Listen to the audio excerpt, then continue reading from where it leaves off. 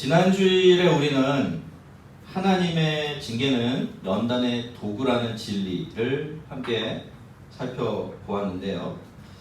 하나님께서 우리에게 허락하신 모든 종류의 고통은 전부 다 하나님께서 우리를 하나님의 자녀로 빚어가는 과정에서 우리에게 주어지는 징계, 그러니까 훈련의 도구들입니다. 그런데 이 훈련이라는 것은 우리를 더 강한 믿음의 사람으로 만들기 위해서도 꼭 필요하지만 사실 우리 안에 있는 우리의 성품과 사고방식 그리고 우리의 믿음 안에 있는 불순물들을 빼내서 우리를 더 깨끗하고 온전한 하나님의 믿음의 사람으로 만들어가는 데도 꼭 필요합니다. 이 작업이 이루어져야만 우리가 하나님의 거룩하심에 참여할 수가 있고 또 우리 삶에서 의와 평강의 열매가 맺혀질 수 있기 때문에 하나님은 우리를 징계하시는 것이죠. 징계라는 것을 그래서 이렇게 보면 그만큼 고맙고 그만큼 귀한 것이 될 수밖에 없습니다. 그런데 어떻습니까, 여러분? 징계는 이 세상에 존재하는 모든 의미 있는 훈련 과정들이 다 그렇듯이 겪어내기가 만만치가 않습니다. 그래서 징계를 받다 보면요, 그 과정에서 우리는 지치고 낙심하게 되고 또 믿음의 경주 자체를 포기하게 되는 그런 유혹들을 받게 되죠. 실제로 그런 유혹을 이기지 못해서 그렇게 낙오하는 성도들, 믿음의 식구들도 사실 적지 않아 있습니다. 아마 이것이 우리가 징계를 당할 때 우리에게 주어질 수 있는 가장 큰 시험이고 또 위험이라고 할 수 있겠죠. 근데 제가 이렇게 몇 주 동안 이런 주제로 똑같은 주제로 말씀을 전하다 보니까 문득 그런 생각이 들었습니다. 오늘 우리에게 징계라고 부를 만한 징계가 있을까? 오늘 우리는 믿음 때문에 큰 손해를 보고 큰 고통을 당하고 있나? 그리고 그런 것이 우리에게는 큰 시험이 되고 또 위협이 되고 있나? 이런 생각이 좀 들더라고요. 물론 크고 작은 어려움 없는 인생이 없죠. 고민거리 없는 사람이 없습니다. 그런 점에서 보면 하나님의 징계를 받지 않는 성도들도 이 세상에 존재할 수가 없는 게 사실이지만 오늘 우리들은 우리의 믿음을 지키는 일 자체 때문에 그렇게 큰 고난과 고통을 당할 필요가 없는 그런 환경에서 살고 또 신앙생활을 하고 있는 게 사실이죠. 게다가 여기에 더해서 현실적인 어려움들은 또 무엇이 대부분 해결해 줍니까? 돈, 병원, 그죠? 그죠? 우리 연세 드신 분들은 병원 없으면 못 살잖아요, 그죠? 병원에 가면 다 해결돼요. 그리고 사회보장제도 이런 것들이 우리 현실의 어려움과 고민거리, 고통거리들을 대부분 해결해주는 그런 환경에서 우리가 살고 있기 때문에 옛날에는 엄청난 징계가 되는 것도 지금 우리에게는 징계로 느껴지지 않는 게 사실이에요. 그러다 보니까 어떻습니까, 여러분? 예전보다 이런 말씀들, 고난과 징계에 대한 말씀들이 우리의 귀에 잘 들어오지를 않는 게 사실입니다. 그런데 여러분, 우리가 이렇게 여러모로 정말 좋은 시절을 살고 있기 때문에 그렇기 때문에 우리가 감당해야만 하는 아주 특별하고 더 위험한 징계가 하나 있어요. 우리가 다 그렇지만요, 그래도 어려움이 있으면 우리는 하나님을 찾습니다. 일시적으로도 그렇게 하죠. 그때는 자신의 믿음을 좀 생각하면서 좀 진지해져요, 사람이. 그리고 자기 자신을 되돌아보게 되기도 하고 그렇습니다. 하지만 아무 일이 없으면 어떻죠? 계속해서 아무 일이 없으면 어떻게 되죠? 그러면 점점 더 영혼이 느슨해지기 시작해요. 믿음에 대해서 별로 생각이 없어지기 시작하고요. 내가 하나님 앞에서 어떤 모습으로 살고 있는지 또 어떤 모습으로 사는 것이 마땅한지 그런 것들을 좀처럼 되돌아보지 않게 됩니다. 저는 이것이 바로 오늘 우리에게 주어진 이 시대를 사는 우리에게 주어진 가장 큰 징계이고 또 시험이 아닌가라는 생각을 해봅니다. 아무 일 없는 연단, 징계가 아닌 징계 말이죠. 이 징계와 연단은 현실에 아무 일이 없으면 내가 사는 삶 자체가 평안하면 나의 영혼에도 전혀 문제가 없다라고 생각하기를 참 좋아하는 우리의 사고방식과 이렇게 맞물려서 오늘 우리를 굉장히 어려운 시험과 유혹 가운데로 몰고 가고 있는 것이 사실입니다. 그러니 여러분 어떻습니까? 성도에게는 고난이 없다고 해서 징계가 없는 게 아니에요. 그죠? 우리가 시험을 못 알아차린다고 해서 그게 시험이 없는 상태로 살아가고 있지는 못하다는 겁니다.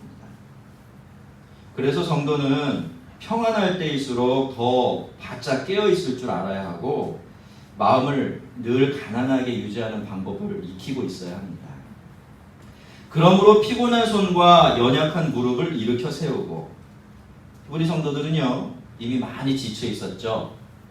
막 시작되기는 했지만 그래도 결코 만만치 않은 고난들, 언제 끝날 줄 모르고 계속해서 심해져 가고 있는 핍박들, 이런 것들을 당해내면서 힘이 빠져 있었고 영적으로는 굉장히 의기소침해 있었습니다. 히브리서 기자도 그러한 현실들을 잘 알고 있었어요. 하지만 그는 그래서 그들에게, 그렇게 지쳐있는 그들에게, 그래 수고했어, 너희들 할 만큼 충분히 했다, 이제는 푹 쉬어라, 이제는 덜 달려도 돼, 그만 달려도 돼 라고 말하지 않았습니다. 그렇게 말할 수가 없었어요. 왜냐하면 믿음의 경주라는 것이 어떤 것인지 알고 있었기 때문에. 여러분, 믿음의 경주는 어떤 것입니까? 중간까지 아무리 잘 달려도 끝까지 달려내지 않으면 아무 소용이 없는 거예요. 하지만 중간에 어떤 과정을 겪었더라도 끝까지 달려내기만 하면 거기에 하나님의 영광과 하늘의 상급이 주어지는 그런 경주예요. 그러니까 이것을 잘 알고 있었던 히브리서 기자가 지금 여러 가지 연단 때문에 낙심해 있고 힘이 빠져 있는 히브리 성도들에게 그 사실을 알면서도 그래도 일어서야 된다고, 그래도 힘을 내서 다시 달려야 된다고 그렇게 말해줄 수밖에 없었던 것입니다. 여러분, 우리가 때로 계속 달리다 보면요, 그렇게 믿음의 경주를 하다 보면 지치고 힘들 때가 있습니다. 다 그만둬버리고 싶을 때가 한두 번이 아니에요. 그냥 되는 대로 살고 되는 대로 믿고 싶은 유혹이 엄청 강하죠. 여러분, 저는 어때 보이십니까? 저는 전혀 그런 것 같지 않아 보이세요? 아닙니다. 여러분, 저도 그렇죠. 여러분, 이만큼 목회를 하다 보니까요, 문득문득 다 그만둬버리고 싶을 때가 한두 번이 아니에요. 깊은 영적인 무기력함에 자주자주 빠집니다. 하지만 여러분 어떻습니까? 안타깝게도 우리가 참여한 이 믿음의 경주에는 이만하면 됐다가 없어요. 할 만큼 했습니다 라고 말할 수가 없다는 거죠. 우리가 이 땅에서 성도로 사는 일, 믿음으로 살면서 하나님의 징계를 견뎌내는 일에는 완료가 없습니다. 그건 평생을 달려가야 될 경주이기 때문이에요. 여러분, 그러니까 어쩔 수가 없는 거죠. 우리가 다시 힘을 내야 되는 겁니다. 피곤해진 손에 다시 힘을 주고 연약한 무릎을 굳게 일으켜 세워서 주님이 계신 그 영광스러운 결승선을 향해 달려가야 돼요. 이미 그 결승선을 통과해서 관중석에서 우리를 열렬하게 응원하고 있는 그 믿음의, 구름과 같은 믿음의 증인들의 증거들을, 그 응원들을 우리의 마음에 담아내면서 이 길을 달려가야만 하는 겁니다. 우리는 다른 선택을 할 수가 없어요. 그만두거나 멈추는 것은 우리에게 주어진 선택지가 아닙니다. 왜요? 이 경주 자체가 어떻게든 끝까지 달려가야만 하는 그런 경주이기 때문입니다. 그러므로 우리는 피곤한 손과 연약한 무릎을 다시 일으켜 세워야 합니다. 너희 발을 위하여 곧은 길을 만들어 저는 다리로 하여금 어그러지지 않고 고침을 받게 하라. 여러분, 지금 히브리 성도들은요, 다리를 저는 상태가 되었어요. 처음에 경주를 시작할 때는 그렇지 않았는데 지금은 다리를 절고 있어요. 자, 그러면 왜 이들이 이렇게 되었을까? 어쩌다가 이런 형편이 된 것일까요? 그 경주가 그만큼 힘들었기 때문일까요? 지금까지 너무 오랫동안 달려왔기 때문에 그렇게 된 것이겠습니까? 그런 이유도 있겠지만 더 주된 이유는 다른 데 있었습니다. 그들이 주어진 바른 길을 버리고 굽은 길을 선택했기 때문이에요. 그렇게 하면 편할 줄 알았을 겁니다. 그죠? 그렇게 하면 이 경주 쉽게 달려서 쉽게 끝낼 수 있을 거라고 생각을 했을 겁니다. 그러니 고난이 오면 이리 피하고 징계가 찾아오면 저리 피하면서 곱고 바른 길, 믿음의 정도를 내버려 두고 구불구불 굽은 길로 달려갔겠죠. 그런데 어떻게 됐습니까? 결과적으로 경주는 경주대로 제대로 되지 않고 무릎은 힘이 빠져버렸고 다리를 절게 된 것입니다. 여러분, 우리들에게도 늘 똑같은 시험이 있어요. 우리는 우리가 어떤 길을 달릴 것인지를 스스로가 선택할 수 있다고 생각해요. 그런 권리와 자유를 내가 가지고 있다라고 우리가 은연중에 생각하며 삽니다. 하지만 여러분, 그건 권리도 아니고 자유도 아니고 사실은 시험입니다. 참 어려운 시험이고요. 굉장히 중요한 시험이에요. 우리는 예배를 한 번 드릴 때도 사실 그런 결정들을 하고 있습니다. 어떤 태도, 어떤 마음을 가지고 예배 드릴 것인가를 스스로 결정하지요. 여러분이 결정을 안 해도 결정하게 돼 있습니다. 물론 여러분, 우리는 이런 마음으로 예배를 드릴 수 있고요. 저런 제사로 예배를 드릴 수도 있습니다. 졸음이 오면 허벅지를 꼬집어 가면서 은혜를 사모하는 마음으로 예배를 드릴 수도 있고요. 그죠? 비몽사몽간에 유체 이탈을 해서 직접 하나님을 배울 수 있습니다. 물론 하나님 만나주실지는 잘 모르겠어요. 하지만 여러분, 그럼에도 불구하고 우리가 절대로 선택할 수 없는 것이 하나 있는데 그게 뭘까요? 그렇게 예배드린 결과입니다. 그렇게 예배드린 결과는 우리가 선택할 수가 없어요. 우리 신앙 전체로 마찬가지예요. 여러분, 가는 길은 우리가 마음대로 선택할 수 있습니다. 하나님 우리에게 사실 무한한 자유를 주셨어요. 하지만 그 결과까지 우리가 선택할 수가 없어요. 고든 길, 믿음의 정도를 내버려 두고 조금 편하자고, 조금 쉽게 가자고 굽은 길을 선택하게 되면 금세 영혼의 침체가 찾아오게 되어 있습니다. 손에 힘이 빠져버리고요. 다리가 풀려서 경주 자체가 힘들어지게 돼요. 그렇게 해서 오늘 많은 성도들이 이 믿음의 경주 자체를 포기하고 있는 겁니다.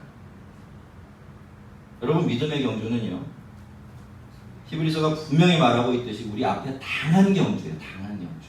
억지로 좋으나 싫으나 하나님의 백성들은 달리지 않으면 안 되게 우리에게 주어진, 그죠? 신앙의 조건입니다.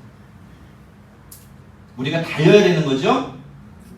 하지만 지난번에도 말씀드렸듯이 이 경주는 원래부터 우리 힘으로 달려가고 또 우리 힘으로 마칠 수가 없는 그런 경주예요. 그래서 믿음의 경주라고 부르는 겁니다, 여러분. 능력의 경주, 재능의 경주, 지식의 경주 이렇게 부르지 않고 믿음의 경주라고 부르는 거예요. 믿음의 경주가 무슨 뜻입니까? 믿음을 지키고 그 믿음 안에 거하는 것이 관건이 되는 경주라는 거예요. 얼마나 이 사람이 하나님의 은혜를 사모하고 그 은혜를 붙들고 그 안에 거하면서 그 능력을 힘입어서 달릴 수 있느냐에, 그죠? 그 모든 결과가 달려있는 경주이기 때문에 믿음의 경주라고 불리우는 겁니다. 그런데 여러분, 이렇기 때문에 우리에게 정말로 한없이 중요해지는 것이 하나가 있어요. 그것이 바로 무언가 하면 우리가 하나님의 도우심을 받을 만한 자리를 지키고 있어야 된다는 겁니다. 그리고 하나님이 가시는 그 길을 나도 가고 있어야 된다는 거죠. 잠언 8장 17절은요. 나를 사랑하는 자가 나의 사랑을 입으며 나를 간절히 찾는 자가 나를 만날 것이다 라고 약속하고 있어요. 그리고 나서 20절에 가서는 뭐라고 말합니까? 우리가 그렇게 말을 해주면 하나님을 찾아가기는 하는데 영 엉뚱한 길에서 주님 만나고 주님 찾으려고 할까봐 어디 주님이 계시는지를 분명하게 말씀하고 계세요. 20절인데요. 제가 한번 읽어드리겠습니다. 나는 정의로운 길로 행하며 공의로운 길 가운데로 다니나니, 이유를 설명합니다. 이는 나를 사랑하는 자가 재물로 얻어 곳간을 채우게 하려 합니다. 성도 여러분, 주님은 아무데나 계시지 않습니다. 굽은 길에는 계시지 않아요. 주님은 공의로운 길에 계십니다. 고든 길로만 다니신다는 거예요. 그러니 여러분, 우리가 주님을 만나려면, 주님을 만나서 은혜를 받고 도우심을 받으려면 우리는 어떤 길로 가야죠? 그렇죠. 고든 길로 가야죠. 하나님이 의롭다 하시는 그 길을 가야 합니다. 그래야 하나님을 만나고 하나님의 도우심과 은혜를 얻어서 그 은혜가 주는 힘과 능력으로 우리에게 맡겨진 이 믿음의 경주를 계속할 수가 있게 되는 거죠. 여러분, 우리가 믿음의 경주를 하다가 지치는 것은 그 경주가 힘들기 때문이기도 합니다. 하지만 더 큰 이유가 있어요. 그것은 우리가 믿음의 정도를 가지 않고 자꾸 구분기를 가려고 한다는 것입니다. 하나님의 은혜와 도우심이 없으면 계속할 수 없고 또 마칠 수 없는 그런 경주를 하면서 하나님이 계시지 않는 길을 하려고 하니까 어떻게 되겠습니까? 지치죠? 다리 힘이 빠질 수밖에 없습니다. 그런데 여러분, 애초에 이런 문제가 생긴 이유가 이렇게 우리가 믿음의 정도를 가지 않고 자꾸 다른 길로 가기 때문에 생기는 문제들이라면 이 문제 해결하려면 어떻게 해야 될까요? 다시 버렸던 길로 돌아가는 수밖에 없습니다. 그러면 그때부터 하나님의 은혜가 다시 공급되기 시작해요. 자, 그 뒷부분을 보겠습니다. 저는 다리로 하여금 어그러지지 않고 고침을 받게 하라. 여러분, 주님께서 그 길에 계세요. 거기 계시다가 우리를 만나주시고 우리를 도와주십니다. 그러면 우리의 다리가, 우리의 믿음이, 우리의 영혼이 거기서 치료됩니다. 저는 다리로 어그러지지 않고 고침을 받게 하라, 이렇게 말씀하고 있어요. 고침을 받게 하라고 말해요. 단순히 은혜 준다는, 힘을 준다는 말이 아니라 지금 망가진 모든 것들을 내가 고쳐줄 테니까 그리로 나와라 라고 말씀하고 계십니다. 그러니 뭐가 중요한 겁니까? 길이 중요하죠. 길. 고든 길을 선택해야 힘을 얻을 수 있고 우리를 고쳐주시고 회복시켜 주시는 하나님의 특별한 은혜도 받게 되는 것입니다. 이상하죠, 여러분? 길을 가는데요, 계속 달리는데요, 지치지 않고 힘이 나요. 또 상처가 생기지 않고 오히려 더 튼튼해집니다. 왜 그렇죠? 오직 여호와를 앙망하는 자는 새 힘을 얻으리니 독수리가 날개치며 올라감 같은 것이며 다름질박질하여도 곤비하지 아니하겠고 걸어가도 피곤하지 아니할 것이다 라고 약속하셨기 때문입니다. 성도 여러분, 하나님은 정말 계십니까? 여러분이 믿는 하나님은 정말로 살아계신 하나님이세요? 이게 무슨 뜻일까요? 하나님이 계신다, 하나님이 살아계신다, 무슨 뜻일까요? 이 말은요, 하나님은 하나님께서 말씀하신 대로 행하시는 분이시다, 그 뜻이에요. 말만 해놓고 죽어있기 때문에, 없기 때문에 아무것도 안 하시는 분이 아니라 말씀하신 것, 약속하신 것 그대로 행하시는 분이다, 그런 뜻입니다. 실제로 말이죠. 그래서 하나님은 고든길에 계십니다. 그 길로 다니세요. 그러면서 거기로 나오는 성도들을 도와주시고 그들에게 은혜를 주시죠. 더 놀라운 것은 그 길에서 그들을, 영혼을, 삶을, 신앙을, 어그러진 모든 것들을 고쳐주신다라는 것입니다. 그동안 구분기를 왔어요. 그죠? 구분기를 왔어요. 그러느라고 만신창이가 된 거예요. 힘은 다 빠져버리고 영혼도 상처 입었고 냉랭해져버리고 단단해져버리고 이 모든 것들, 그럼에도 불구하고 고든길로 나오면 거기서 하나님께서 고쳐주신다는 겁니다. 여러분, 진짜로 회개한 사람들이 왜 이전과는 그렇게 다른 삶을 살죠? 왜 그렇게 그들이 행복하던가요? 바른 길로 돌아왔기 때문에. 바른 길로 오니까 누구를 만납니까? 뭘 받습니까? 은혜를 받죠. 또 뭘 얻습니까? 치료를 얻습니다. 삶이 치료되고 영혼이 치료되고 생각과 가치관과 모든 것들이 온전해지기 시작하는 겁니다. 그러니까 그 사람이 어떻게 살죠? 아름답게 살죠. 훌륭하게 살죠. 이전과 비교 없이 행복하게 살아갈 수 있게 되는 겁니다. 성도 여러분, 바른 길은요, 신앙의 정도는요, 하나님의 훈련과 연단이 있는 그 길은, 그래서 우리가 참고 견뎌내야 될 불편함이 있고 손해가 있고 번거로움이 있는 것이 사실 그 길은 그저 힘들고 어렵기만 한 길이 아니에요. 그 길은 하나님이 정말 좋아하시는 길입니다. 즐겨 다니시는 길이죠. 그래서 우리는 그 길에서 하나님을 만나고 경험하며 은혜를 받으며 우리를 고쳐주시는 그 놀라운 은총을 만끽할 수가 있는 겁니다. 혹시라도 영혼에 힘이 빠져버리셨습니까? 삶에 어그러진 부분이 분명히 있다는 것을 아는데 이거 어떻게 고쳐내야 될지 몰라서 여러분 당황하고 계십니까? 상처 입은 믿음과 삶 때문에 고통스럽고 힘드신 부분이 있나요? 내가 예수를 믿고 신앙생활 하는 것 같긴 한데 여전히 영혼은 헛헛하고 마음의 평화는 없지 않으십니까? 그렇다면 고든 길 믿음의 정도로 돌아가십시오. 혹시라도 여러분이 지금 가고 계신 그 길이 믿음의 정도가 아니라는 생각이 든다면 내가 예수 믿는 것이 이렇게 믿으면 안 되지라는 생각이 요만큼이라도 생긴다면 여러분 그 부분을 반드시 짚고 넘어가십시오. 그 부분을 고쳐내십시오. 그렇게 다뤄가면서 신앙생활 하시기 바랍니다. 거기 하나님이 계세요. 그 길에 여러분을 기다리고 계시고 여러분에게 은혜 베풀시려고 지금 그 자리에 그 길에 걷고 계십니다. 저는 요즘 그런 생각을 좀 자주 하게 되는 것 같아요. 우리가 이미 바른 길 앞에서 서 있습니다. 그런데 그 길을 가려고 하지 않아요. 그러면서 그러고만 있어. 그래 저 길이 맞는 길이지. 나도 그거 잘 알아. 소용이 있나요? 없나요? 아무 소용이 없는 길입니다. 왜 우리가 그렇게 많이 깨닫고 많이 아는데도 삶이 새로워지지 않죠? 아는데 안 하기 때문이죠. 믿음의 정도가 있다는 걸 알고 뭐가 정도인지는 아는데 그 길을 가려고 하지 않기 때문에. 여러분 늘 부족함만 고백한다고 해서 우리 삶이 나아지지 않아요. 착각하면 안 됩니다. 부족함을 고백했으면 스스로 하나님의 도우심과 은혜 가운데서 그 부족함을 해결하려고 애써야 돼요. 왜? 그거 우리가 달려야 될 경주거든요. 그렇죠? 하나님이 은혜 주시지만 달려야 되는 건 우리이기 때문에 그러지. 여러분도 무엇이 믿음의 정도인지, 내가 어떻게 믿고 하나님 앞에 어떤 모습으로 서 있어야 하는지 다들 잘 알고 계실 겁니다. 이제 그 고든 길, 하나님이 계신 그 길로 가십시오. 다시 한번 손에 힘을 주시고 무릎을 일으켜 세워서 길을 바꿔 달려가십시오. 이미 알고 계신 그 길이 있잖아요. 그죠? 어떻게 달려가야 될지도 다 알고 계실 겁니다.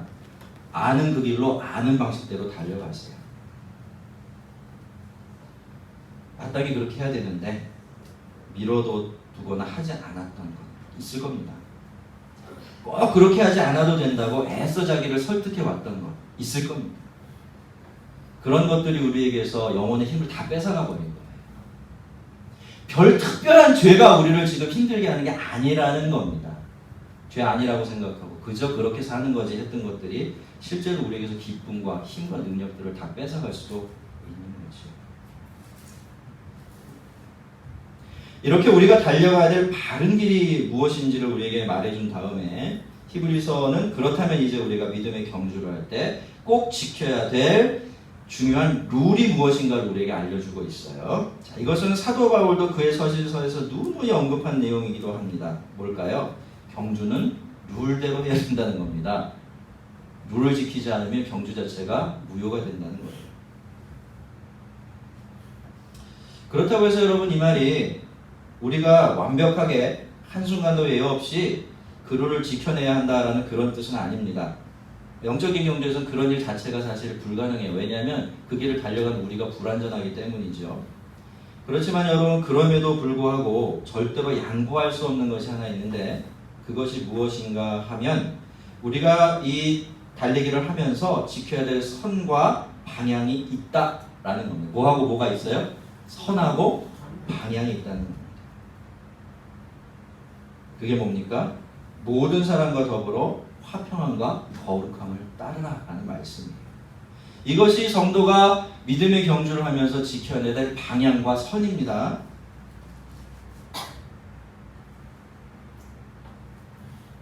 이것은 마치 육상 선수들이요 경기를 할 때 지키지 않으면 안 되는 레인과도 같아요. 여러분 100m를 5초에 달렸다고 칩시다. 세계 기록도 그런 기록이 없겠지.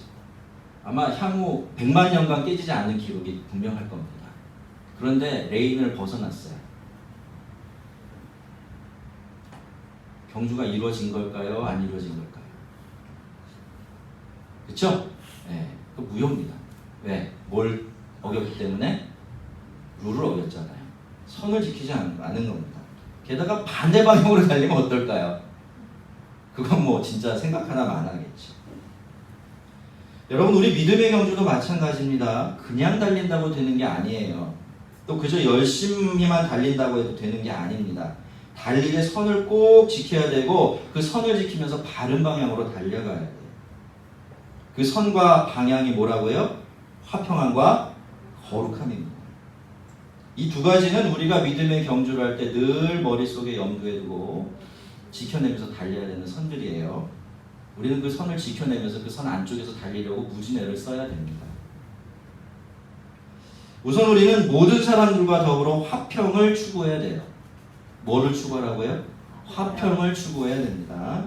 특히 성도들과 사이에서 이 화평을 이루어야 되지만 또 내가 만나고 관계 짓는 이웃들 사이에서도 내가 주님께로 받은 그 화해의 축복을 나눠줄 줄 아는 사람들이 되어야 돼요. 자, 중국의 전도자였던 워치만 니라는 분이 계세요. 이분 뭐 영어 이름이죠. 니라는 성을 가진 미국 아마 국적은 캐나다인가 미국인가 그런 걸로 알고 있는데 중국 사람이가 중국에 가서 사역을 하셨어요. 이분이 직접 경험했던 일을 통해서 이분은 과연 성도가 화평을 추구한다는 것이 무엇인지를 이런 식으로 우리에게 이야기를 들려주고 있습니다. 언덕 위에 돈을 가지고 있었던 한 그리스도인이 있었어요. 그러니 이 그리스도인이 농사를 짓기 위해서 매일매일 할 수밖에 없었던 일이 뭘까요? 아래에 있는 수로에서 물을 길어다가 자기 논에 대는 거예요. 근데 그 바로 아래 논에 아주 얌체 같은 사람을 이 논을 가지고 있었어요. 어떻게 했을까요? 들으신 분도 계시겠지만 이렇게 물을 갖다 쏟으면 구멍을 뚫어요. 그럼 물이 어디로 가죠? 자기 논으로 내려가요. 처음에 참았어요. 한 번, 두 번. 이 그리스도인이 계속 참다가 도저히 더 이상 견딜 수가 없게 돼서 교회에 가서 그 고민을 이야기했습니다. 내가 지금까지 참아왔는데 이제는 가서 적어도 따져야 되지 않겠냐라고 물은 거예요. 그래서 그 문제를 가지고 참 이게 그 당시에 그곳에 존재했던 교회의 성숙함이라고 생각이 됐는데 인간의 이야기를 들려준 게 아니라 그때부터 그 모든 교회가 기도를 하기 시작했다. 같은 마을에 사는 같은 동네에 사는 사람들의 일이니까 그죠? 더 중요했다고 생각을 했던 것 같아요. 그렇게 기도를 한동안 하다가 이제 기도를 마치고 나서 그 형제 중에 한 명이 그런 이야기를 들려주었답니다. 우리에게는 그리스도인으로서 반드시 정의 이상의 것을 추구해야 될 의무가 있습니다. 잘 들어보세요. 그것은 다른 사람에게 복이 되는 삶을 사는 겁니다. 라고 말이죠. 우리에게는 그리스도인으로서 반드시 정의 이상의 것을 추구해야 할 의무가 있습니다. 그것은 다른 사람들에게 복이 되는 삶을 사는 겁니다. 그 조언을 진지하게 받아들인 이 그리스도인은요, 그 다음날 아침에 일어나서 전혀 상상 밖의 일을 하게 되는데 어떻게 했을까요? 물을 길어서요, 자기 논에 대기 전에 아래 논에 먼저 대어주었다. 하루, 이틀, 사흘. 희한하죠? 저 사람이 도대체 왜 저러지? 알 수가 없었던 그 아랫논, 그 얌체 같은 아랫논의 주인이 그 연유를 물었겠죠. 그래서 그렇게 대답을 했을 겁니다. 나는 복이 되라고 부름받은 사람이라고 말했죠. 그래서 그 아래의 논의 주인이 얌체 같은 사람도 결국은 예수를 믿게 되었다. 라는 이야기를 들려주고 있습니다. 여러분, 물론 우리가 늘 이렇게 해야 되는 건 아니에요. 그죠? 다른 것들을 선택하는 것이 참 평안을 추구하는 방식이 될 수도 있고요. 그리고 우리가 늘 이렇게 한다고 해서 늘 이렇게 해피엔딩으로 이야기가 끝나게 되는 것도 아닐 것입니다만, 그럼에도 불구하고 우리가 화평을 위해서 반드시 지켜야 될 원칙 한 가지가 있는데, 그게 뭐냐면 바로 우리가 우리 자신의 권리나 특권, 정의 이런 것들을 내세우기 전에 먼저 이웃과 화목하고 세상에 복이 되기 위해서 고민할 줄 알아야 돼요. 그렇게 찾아낸 방식대로 살아갈 줄 알아야 한다라는 겁니다. 생각하기에 따라서는 이것이 불의하고 부당하다고 여겨질 수도 있어요. 하지만 여러분, 누가 우리를 위해서 먼저 이렇게 하셨습니까? 예수님께서 그렇게 미리 해주셨어요. 베드로 사도는요, 이걸 그렇게 증언하고 있어요. 그리스도도 너희를 위하여 고난을 받으사 너희에게 본을 끼쳐 그 자취를 따라오게 하셨느니라. 욕을 당하되 맞대어 욕하지 아니하시고. 여러분 욕을 받으면 욕을 돌려주는 게 정의잖아요. 그렇게 안 하셨다는 거예요. 고난을 당하되 위협하지 아니하시고 오직 공의로 심판하시는 이에게 부탁하시니. 여러분 이 말이 우리가 살면서 만나는 모든 부당함과 불의를 다 참고 견디내고 모르는 척해야 된다는 그런 말이 아니에요.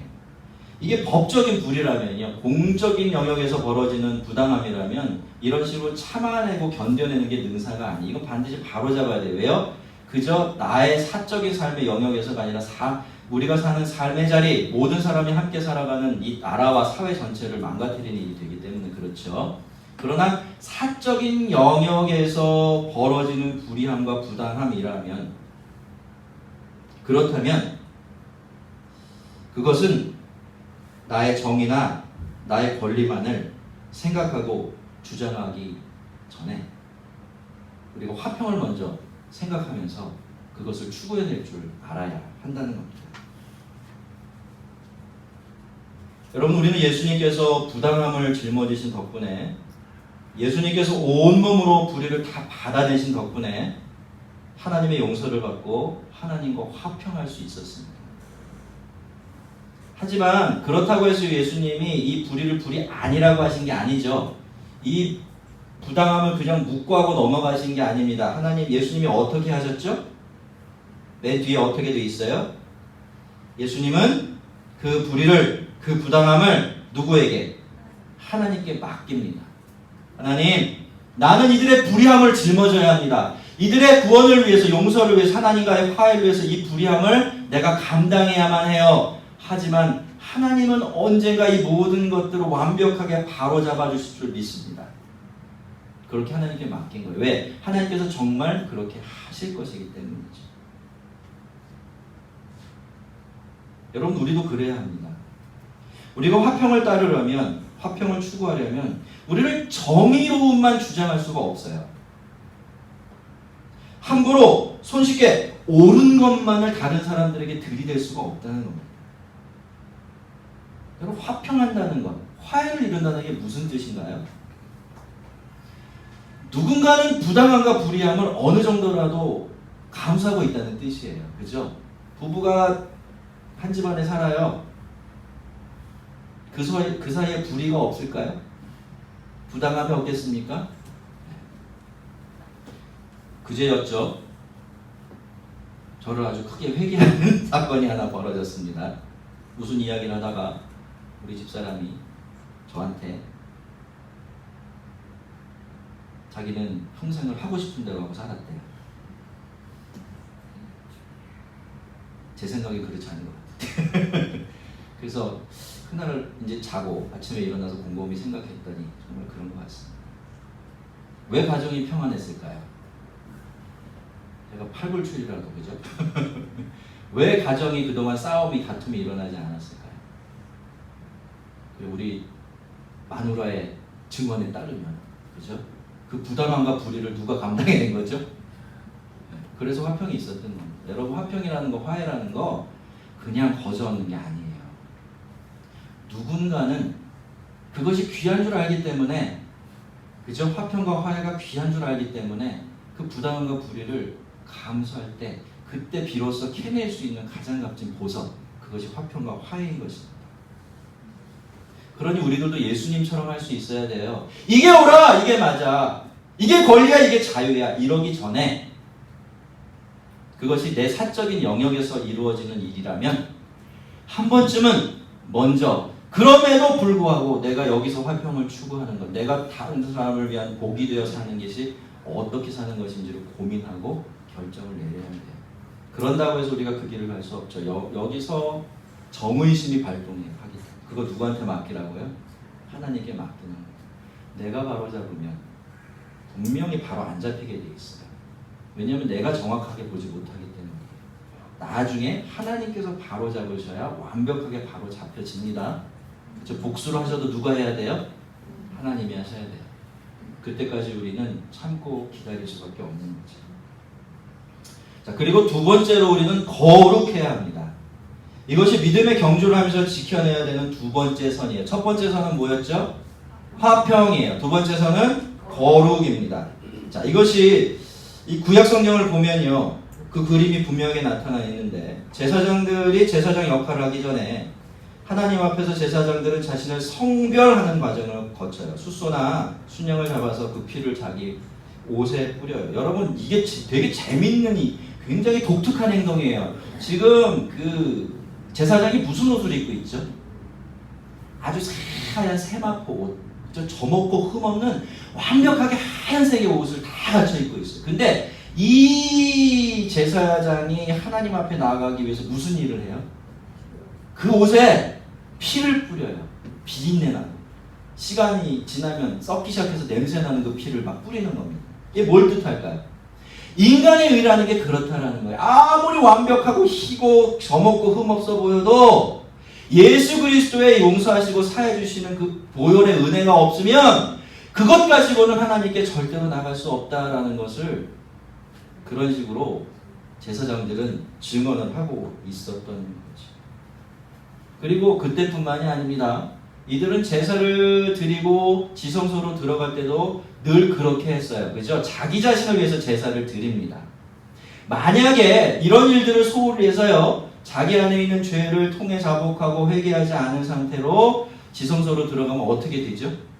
죽게 돼 있었어요. 즉사하게 돼 있었습니다. 물론 하나님께서 은혜를 베푸셔서 그렇게 죽은 사람 한 사람도 없었지만, 처음에 두 사람 빼고, 그죠? 그 사람 빼고는 그런 일이 없었지만, 원칙적으로는 죄인이 하나님을 뵙는 것은, 거룩하지 않은 존재가 거룩하신 하나님을 뵙는 것은 죽음으로 이어지도록 그렇게 되어 있었던 겁니다. 그러니 여러분, 이 거룩이라는 것은요,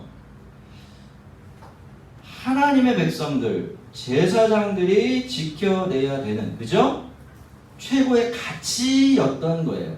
제사장 말씀을 드렸지만 이거는 일반 백성들도 똑같아요. 여러분, 대속죄일에 드리는 제사 있잖아요. 그 제사가 만약에 실패하면 어떤 일이 벌어질까요? 그 나머지 1년 동안 이들은 하나님 없는 삶을 살아내야 돼요. 무시무시한 거죠. 그죠? 그러니 이 거룩이라는 것은 해도 되고 안 해도 되고 하는 게 아니에요. 완벽하게 거룩할 수 없어요. 그래서 제사를 드리는 거죠. 그러나 이 제사라는 것이 뭘 의미합니까?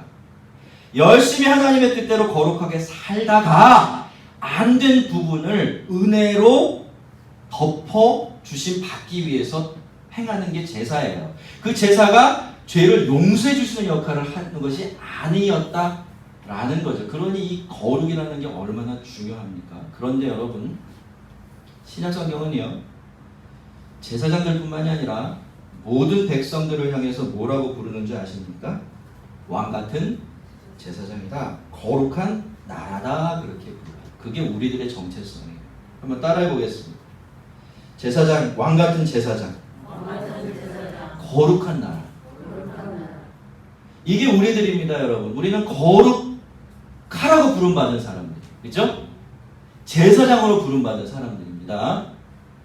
그렇다고 한다면 여러분, 우리들은 오늘 얼마나 더 거룩하게 살기 위해서 애쓰고 힘써야 하겠습니까?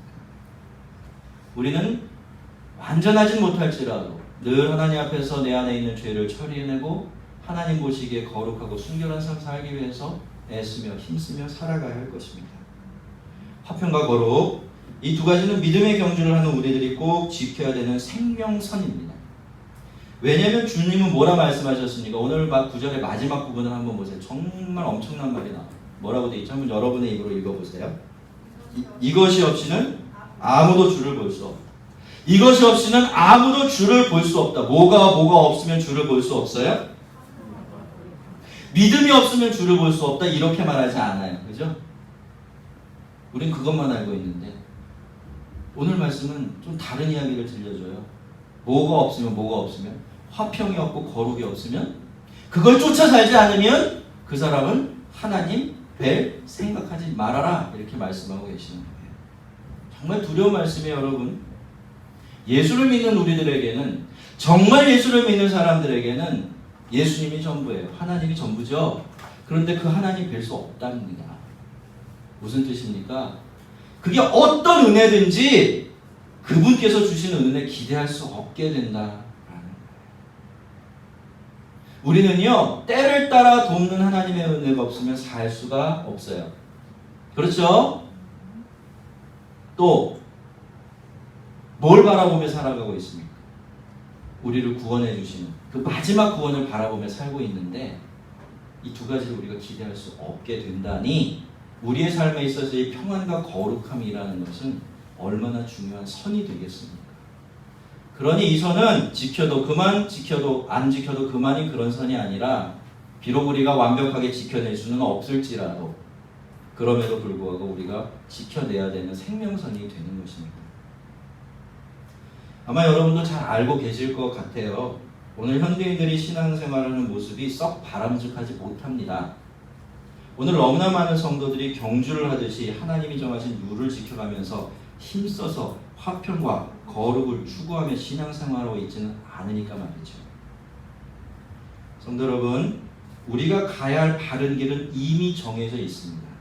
이 길은 단 한 번도 변경된 적이 없어요. 그 길로 돌아가시기 바랍니다. 계속 그 길로 가시고요. 하나님의 징계가 있는 길, 연단이 있는 길, 불편하고 번거롭고 거추장스러운 길.